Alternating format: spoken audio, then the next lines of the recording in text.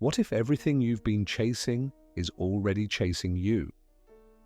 For most of our lives, we are taught that desire is a force we must fight. We chase after what we want, thinking that satisfaction lies in the next achievement, the next acquisition, or the next milestone. Success, love, validation. These are the things we run toward desperately, as if they were just beyond our reach. We tell ourselves, if I just work harder, if I just put in a little more effort, if I just try a little bit more. But what if this endless chase is the very thing that keeps us from what we seek? What if the constant striving, the relentless wanting, is exactly what prevents us from receiving the one thing we truly desire? What if everything you've been chasing is already waiting for you? We wake up each day and step right into the race. It's not a race against time, not a competition with others. It's an internal battle. It starts before our eyes even open. The instant our consciousness flickers back into the waking world, the thought comes rushing in. What do I need to do today? A checklist, ever-growing, fills our minds. Texts to reply to, emails to send, projects to finish, 100 tiny demands on our attention, each one pulling us in 1,000 directions. The world is moving faster, and so we must too. We must meet the pace, keep up, or risk being left behind. We chase success, believing that when we finally reach it, we will find peace. We chase love, thinking that the next person will be the answer to our longing. We chase recognition, hoping the approval of others will fill the emptiness within. But no matter how fast we run, we never seem to catch up. The goals keep moving, just out of reach. The satisfaction we crave is always just around the corner, just one more step away. And somewhere along the way, we forget that in chasing, we are moving further from what we need. We are so focused on the destination that we miss the beauty of the journey itself. We are so caught in the act of pursuit that we forget to stop and breathe, to simply be. Then there is the detached one. Not lazy, not apathetic, but unshaken. They do not cling, yet they are never without. They do not pursue, yet everything seems to arrive at their feet. They don't rush into rooms with hunger in their eyes. They enter gently, and the room adjusts around them. They have tasted the chaos of wanting too much and stepped away from it. And what remains in them is not emptiness, but spaciousness. Space for life to move freely. Space for others to enter without being grabbed. Space for meaning to form naturally, without being squeezed from thin air. Detachment, misunderstood by many, is not giving up. It is the quiet confidence in not needing to hold on. They walk lightly, they speak little, but with weight. They smile without expectation. They love without possession. The detached one has discovered the secret written between the lines of every spiritual tradition. That suffering often begins the moment we grip too tightly. That happiness is not earned through force, but welcomed through stillness. They are not detached because they don't care. They are detached because they care so deeply that they refuse to reduce life into a transaction. They don't need to impress because they're not performing. They don't try to be liked because they are not molding themselves to fit someone else's dream. And yet, paradoxically, they are loved, admired, desired. Why? Because nothing is more magnetic than someone who does not need you to complete them. They know something essential. Desperation pushes things away. Stillness pulls them near. And when you let go of needing, you begin to receive. They do not chase, they attract.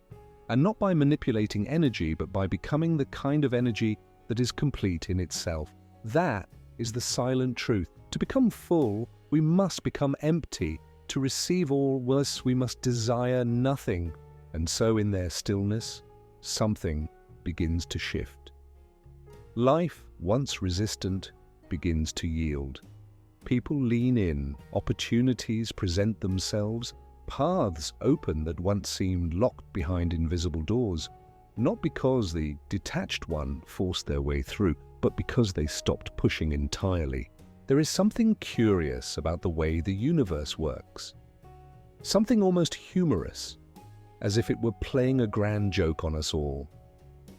The more we want, the more distant the object of desire becomes.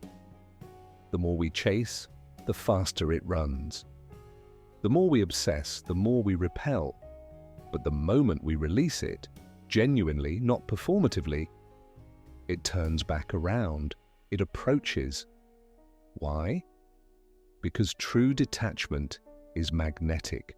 It does not beg nor barter. It simply exists in its own completeness. And everything incomplete wants to be near that kind of wholeness. The detached one does not intend to attract. They don't wear detachment like perfume, hoping others catch the scent.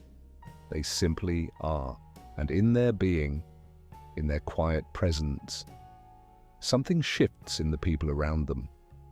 People feel safer, less judged, less rushed. They open up. They soften. The detached one becomes a mirror, reflecting not what you want to be, but what you are, without distortion. And in that reflection, others remember themselves. This is the real power, not the power of force, not the power of performance, but the subtle power of presence. Detachment is not a trick. It is not indifference. It is a deep, sacred knowing that you do not need anything outside of yourself to be whole. And when you finally realize that everything you once ran toward begins to walk beside you. Meanwhile, the overthinker remains trapped in their own mind. The chase continues, but this time it is internal. Every choice becomes a wait. Should I reach out first? Should I wait? Should I speak more or stay silent? Every decision feels like a game of chess with 1,000 moves ahead. The more they think, the more they doubt. The more they grasp at answers, the further they slip away. They search for clarity in the noise, but find only confusion. Every step forward seems like a step in the wrong direction, and the harder they try, the more elusive peace becomes. And then something changes. The overthinker, exhausted from the noise inside their mind, finally grows quiet. Not because the questions are answered, but because they finally see that the answers don't live where they were looking. They've tried everything, controlling the outcome, replaying every conversation, overanalyzing every glance, every delay, every silence. Their mind has become a maze, and no matter how many turns they take, they end up right where they started. Tired, anxious, hollow. But in one moment, perhaps by grace, perhaps by sheer fatigue, they stop, they surrender. And in that instant of letting go, a strange peace enters. Like an exhale they didn't realize they'd been holding for years. They let go of needing the answer, let go of forcing a connection, let go of obsessing over timing, over outcomes, over how it's supposed to go. And suddenly, the silence isn't scary anymore. It's liberating. They begin to understand. The more you try to control, the more control controls you. The more you demand clarity, the foggier things become. And the more you grasp at love or meaning or success, the faster it slips through your fingers. But when you stop, truly stop, life begins to breathe again. You no longer suffocate every moment with expectation. You allow it to arrive exactly as it is. And in doing so, you experience something rare. Presence. Letting go doesn't mean giving up. It doesn't mean walking away from what you care about. It means walking away from the need to control it. It means stepping out of the role of the desperate architect and remembering that some of the most beautiful things in life were never part of your blueprint. It means knowing that love cannot be earned through anxiety, that peace cannot be bought with stress. that worthiness is not built in someone else's eyes. Letting go is not passive, it is powerful. It says, I trust myself enough to stop micromanaging the universe. I trust life enough to meet me where I am. I trust that what is mine it will come, and what isn't will fall away. And it is in this moment, this surrender, that something sacred happens. You become lighter, the grip releases, the storm quiets. And what you were chasing? It begins to turn toward you.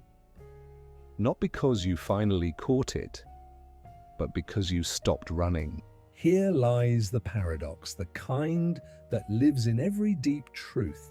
You stop seeking, and you find. You stop chasing, and it comes. You stop grasping, and suddenly it's in your hands. The mind rebels against this idea. We've been conditioned to believe that life is earned through effort.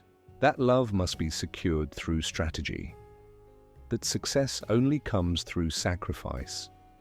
But the great teachers, the mystics, the wise souls, they knew. The Tao does not push, the sage does not compete. The tree grows not by striving, but by surrendering to the rain. When you release your grip, your hands are open, and only then can you receive. The paradox is this: when you no longer need the thing, you become the kind of person who naturally receives it. Love flows to those who are already love. Peace surrounds those who are not searching for it. Abundance comes to those who are not desperate to possess. Detachment does not mean disinterest. It means you are no longer at the mercy of the outcome. It means you can enjoy without clinging, pursue without losing yourself, hold without being held hostage. The paradox is that detachment makes you not cold, but free. And freedom is magnetic. It is irresistible. It invites, not demands. When you live in alignment with the flow, the world whispers back, yes, this is how it was always meant to be. Letting go is not surrender, it's transformation. The moment you stop trying to force life into shape, life begins to shape you. You've clung, you've chased, you've twisted yourself into knots for answers, for approval, for control. But in the end, none of it gave you peace. And then you stop. You breathe, you let go, not because you've given up, but because you've finally understood. What's real doesn't need to be gripped. Letting go is not losing, it's choosing. Choosing trust over tension. Presence over panic. Silence over noise.